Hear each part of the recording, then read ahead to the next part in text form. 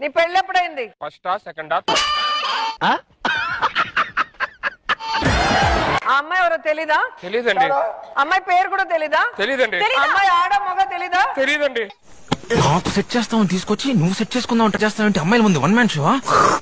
అమ్మాయి తెలీదని అబద్ధం చెప్తావు నా దగ్గరే. నువ్వేం కంగారు పడద్దు, నేను టచ్ చేయాలంటే ముందు టచ్ చేయాలి. అతను ఎవడనుకుంటున్నారా? ఎవరు? My friend living legend. ఏంటి ఇప్పుడు? పొట్టోడికి దోలు తీరిపోయింది. చూడు తమ్ముడు, నీ కుటుంబాన్ని నడీదికి తీసుకొచ్చి వస్తున్నా. నడీదిలో పోయే వాళ్ళందరూ చూసి ఆశ్చర్యపడే లెవెల్కి తెస్తానంటున్నా. మీరేంటి ఇక్కడ ఎంట్రీ ఇచ్చారు? నన్ను ఓడించి రాజ్యం నుంచి పంపించి నువ్వు వాడితో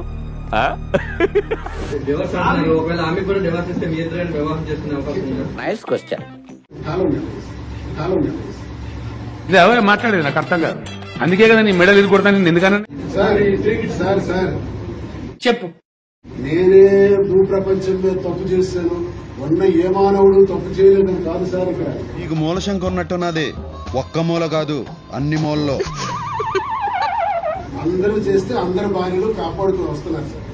బాధపడకండి, అర్థమైన ఎదవలు చూసుకోవడానికి 7 గొడవలు కాపాడుతూ రక్షించుకొని రాబట్టే ఆ కుటుంబాల మహాతల్లులు, భారత స్త్రీమూర్తులు ప్రతి మగాడి జీవితాన్ని కూడా కాపాడుకుంటూ వస్తేనే ఆ మగాడి జీవితం వర్ధిల్లుతుంది సార్. నువ్వు ఏం మాట్లాడుతున్నావురా? అసలు నీ మాటలకి ఏమైనా అర్థం ఉందా? ఉంది సార్. భారత స్త్రీమూర్తి ఈ విధంగా ప్రశ్నించడం మొదలు పెడితే ఏ మగాడు బాగుపడ్డాడు, ఏ మగాడు బ్రతకడు, ఏ కుటుంబ వ్యవస్థ కూడా నిలబడదు. కూసేగాడిది వచ్చి మేసేగాడిదని సెడదే సార్. అదే సామాన్యుల నుంచి ఉన్నతమైన వ్యక్తుల వరకు ప్రతి కుటుంబంలో ఉంటాయి. వచ్చాడమ్మా ఉచిత శేఖర్. కానీ పరిష్కరించుకునే మార్గాలు లేవు.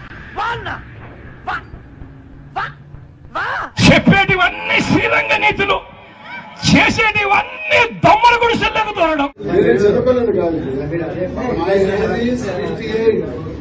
58 లో ఎన్నో చూశాను. నీకు ఇంత వయసు వచ్చింది కదరా, సెటిల్ అవ్వచ్చుగా. ఎందుకు ఇలా పిల్లల జీవితాలతో ఆడుకుంటున్నావు?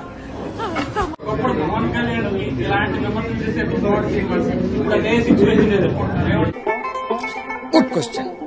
You are a good question. ఏం చేస్తాం సార్?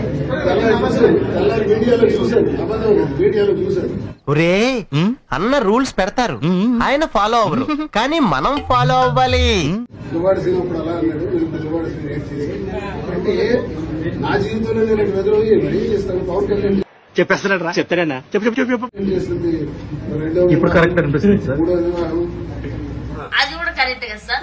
కరెక్ట్ అని నేను చేసినంత మాత్రం కరెక్ట్ అని అడగండి. మీరు చేస్తే ఆదర్శం, వేరే వాళ్ళు చేస్తే ఆవేశం. ఆ పరిస్థితులు నాకు ఎలా దాపురించాయి, ఆయన ఏం పరిస్థితులు వచ్చాయో నాకేం తెలుసు. ఇప్పుడు పవన్ కళ్యాణ్ గారికి ఏం పరిస్థితులు వచ్చాయి ఆయన తీసుకునేసి ఇప్పుడు దాకా చేసినంత గంగలో కలిసిపోయింది కదరా మిమ్మల్ని. యాక్చువల్ గా నేను కూడా నాకు పవన్ కళ్యాణ్ అంటే చిన్నప్పటి నుంచి నేను ఒక ఫ్యాన్. నా స్కూల్ డేస్ నుంచి నాకు పవన్ కళ్యాణ్ మూవీస్ అన్న, పవన్ కళ్యాణ్ నాకు చాలా ఇష్టం. నాకు అగరబత్తి కాదు, నిన్నెవడు అడిగాడు? నాకేం పరిస్థితులు వచ్చాయో మీకు చెప్పాను. అందుకు నేను వివాహం చేసుకోవాలి. నీకు స్పాట్ నేను ఎడతాగా అంటే రెండో పార్ట్ కూడా ఉందా కథలో? అది ట్విస్ట్ సార్. ద్వారంపూడి చంద్రశేఖర్ రెడ్డి అన్న అతను ఒక దళిత మహిళతో అక్రమ సంబంధంలో ఉన్నారు. అలాగే ఆమెకు డెలివరీ ఎక్కడైంది, ఎప్పుడైంది, ఆ తర్వాత పుట్టిన బిడ్డకి తలనీలాలు ఈయన ఒళ్ళో కూర్చోబెట్టుకుని తిరుపతిలో తీసిన విషయాలు. ఇప్పుడు ఎక్కడ కొట్టాలరా నిన్ను? పట్టుకుంటే పని మార్గం లేదా? ఆ తర్వాత గత సంవత్సరంగా ఆమెను విపరీతంగా బెదిరింపులు. ఎక్కడైనా ఫ్యామిలీలో ఒక్కడి తేడాగా ఉంటాడు, మీ ఎంటైర్ ఫ్యామిలీ తేడా అండి. అంటే ఇప్పుడు నేను హస్బెండ్ కి దూరం అయిపోయి ఇతనికి దూరం అయిపోయి ఏం చేయమంటారు? నీలాంటి యూజ్లెస్ ఫెలో తప్ప ఎవడు అలాంటి మాట. పెద్ద సమస్య వచ్చి పడిందే. సొసైటీలో నాకంటూ ఒక మేల్ తోడు కావాలి, అతను అది ఉంటారు అంటున్నారు ఫ్రెండ్లీగా. దాని తప్పే ఉంది. ఇంతకాడికి వచ్చేపోయే నలుగురు దగ్గర ఒంటెలు తాగినా బెటర్ కదరా. ఏం జన్మరా మీది? ఫైనాన్షియల్ గా నా డబ్బులు నేను ఖర్చు పెట్టుకొని చేశాను, నేను ఉండి వచ్చానని చెప్తున్నాను కదా. చాలా గొప్ప పని చేశావు. దాంట్లో నేను దాయడానికి ఏముంది? ప్రేమ ఏం తప్పేంటి? ఆ కుటుంబాన్ని ఇంతకాలం ఆదుకున్నాడు, వాళ్ళ కష్టసుఖాల్ని పంచుకున్నాడు. పెద్ద మనసుతో భర్త లేని ఆ పెద్ద ఆవిడ్ని కట్టుకుని ఆవిడకో జీవితం ప్రసాదించాలనుకోవడం.